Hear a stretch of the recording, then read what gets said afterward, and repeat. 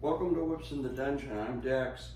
As always, subscribe, ring the bell, leave an appropriate comment below, and all of that's very important and helps the channel out a lot when you do that. I've noticed very few people make comments on videos, and I don't know if it's because of the type of content we have. I know people are a little embarrassed to leave a comment under a leather or BDSM channel, but I encourage you to be brave and leave an appropriate comment. Tonight we're just going to talk briefly about grips for how do you hold your whip, okay?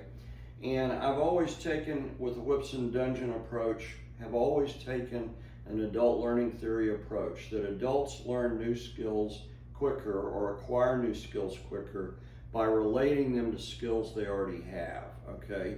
So the very first whip we start with in the dungeon and dungeon play is almost 100% of the time a multi-tailed whip, and we call it a flogger. Floggers have two general styles of construction.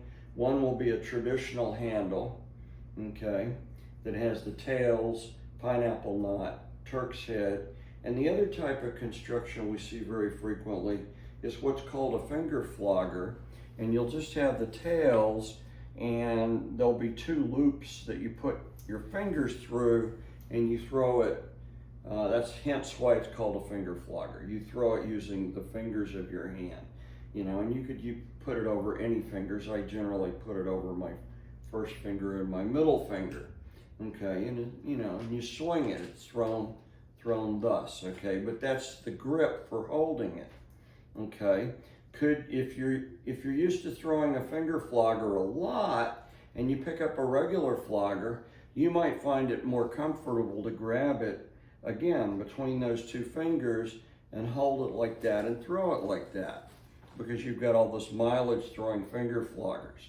But there's two traditional grips for throwing a regular flogger, and one is just grabbing the handle at the balance point and throwing it thus, okay. The other grip is to consider the palm of your hand a socket and the Turk's head to be a ball, and you think of it like a ball and socket. So you grab it around the ball and throw it like this, okay. You can get more leverage because you're using the handle for that extra leverage if you do the ball and socket, okay, but there's a little more wear on your arm. If you grab it at the balance point, there's a little less wear on your arm, okay. None of those grips are wrong, but those are the grips we start with and have the most mileage with. So when we move to single tail, and I'm talking about primarily a signal whip, snake whip, or a bull whip, which grip do you use? Well, adult learning theory would say you use the grip that you have the most experience with, or at least start trying with that.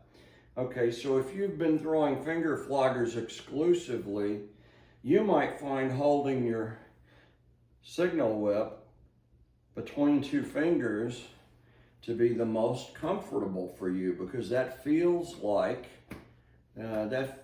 very much like it would be if I was throwing a finger flogger, okay? That's not the traditional way of holding a single tail, but I would never tell you you're wrong for doing that. If I saw you throwing it that way, I would just go, they probably threw a lot of finger floggers when they first started out in the dungeon. If you are used to grabbing your flogger at the balance point and grabbing the handle, you might grab your signal whip like that and throw it with grabbing it just forward of the Turk's head, okay, because that's, if I do it on a bull whip, Turk's head's there, handle's here, your balance point on a bull whip is right there, so if I grab it right toward the balance point, I might be holding my bull whip like that and throwing it thus. It throws just fine like that, okay? I'm not going to tell you not to do that, okay? But the other way of holding that flogger was to pretend that Turk's head is a ball and the palm of your hand is a socket, okay? And you have a little bit more leverage. You have more leverage throwing it that way. And I contain more control, a little more control. So how does what's Dex's handhold? Well, my handhold and the handhold that I was taught for single tail was to consider that a ball and the palm of your hand a socket, and to hold it thus and throw it thus, okay? Have I choked up on, I consider that holding it up toward the balance point is like choking up on the whip, almost like choking up on the handle of a baseball bat. Can I throw it that way? Absolutely you can. If it feels good to you to throw it that way, and that's the way you've been throwing your flogger, then by all means grip it that way. There's nothing wrong with that. Do I find that this is more proper? Yeah, but I'm not going to say that that's wrong to throw it that way. There may be some intentionality in why you throw it that way. If I have a 4-foot bullwhip and I go to a party and I only have 3 feet to throw in, I might decide to choke up on my whip. This is now a 3-foot bullwhip.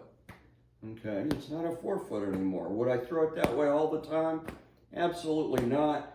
But for a party and I don't have enough space to throw the 4-footer, if I choke up 8 to 10 inches on it, I can throw it like I would throw a 3-footer, and I might be able to throw my whip at that party. Okay, so there's all different reasons why you might use a different grip, or even, what would be considered a non-traditional grip.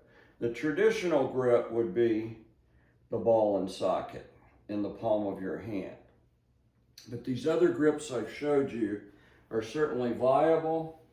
If you can throw it with control and it feels good to you and it does what you want in the dungeon. This new whip I've got from Smoky Mountain Whip, I will be honest, the balance point's perfect. Right there, and not broken in yet, but it's right there just forward of where the snakehead is, okay? But when I hold it with a ball and socket, it's fine. It feels a little bit tip heavy, what I call tip heavy. Okay, that tip heavy could be adjusted a little by trimming the fall. If I don't want to trim the fall, how can I not make it feel so tip heavy? Well, if I choke up just slightly, I'm not talking about a lot, I'm talking about choking up where the ball's not in the palm of my hand anymore, but the ball, the Turk's head is now hitting the heel of my hand, okay? And actually the grip is ending, my little finger's ending at the top of the Turk's head. So I just choked up just barely on this whip. That whip then acts with a fulcrum here, and it's rocking off the heel of my hand. Heel of my hand's giving me a little bit of extra leverage. I find this whip's not tip heavy when I change my grip just ever so slightly, okay? So here's Dex, been throwing for 26 years. 26 years of throwing, I've always thrown ball and socket, okay? Ball and socket. But Dex here is telling you, you can choke up on your whip, and if that feels good for you, and that's the way you've been throwing your flogger for the last 10 years, you're gonna get to single tail quicker by using the grip that you're comfortable with. If your grip's been finger floggers, and you can throw your bull whip and your signal whip that way and control it, and it feels good to you, there is nothing wrong with that. Don't let any hotshot whip thrower tell you that you're holding it wrong, because if it works for you, it's right for you.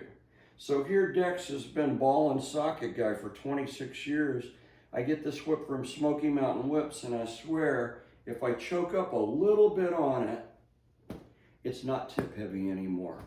It's absolutely perfect. A perfect whip. So now I'm arguing with myself, do I want to trim that fall so it's not tip heavy and I can go back to ball and socket? Or do I just want to move my hand up a 1/2 inch up the handle and throw it just like the whip maker made it?